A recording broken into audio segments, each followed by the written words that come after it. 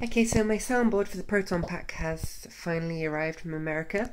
I've currently got it hooked up to the Arduino for power, although the lights on the Arduino are not plugged in, and it is attached to two 120 watt speakers. I don't know if you can see in there. So if I turn the power on at the battery, it should do nothing. You can see all the lights start flashing.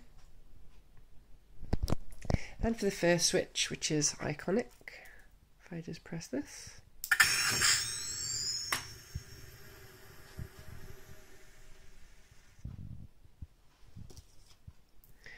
the trigger,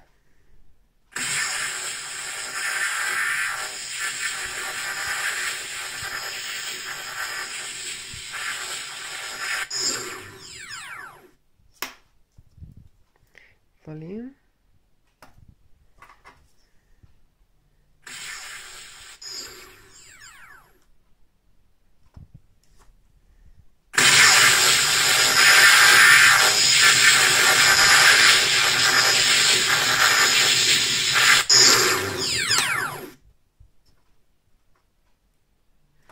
then of course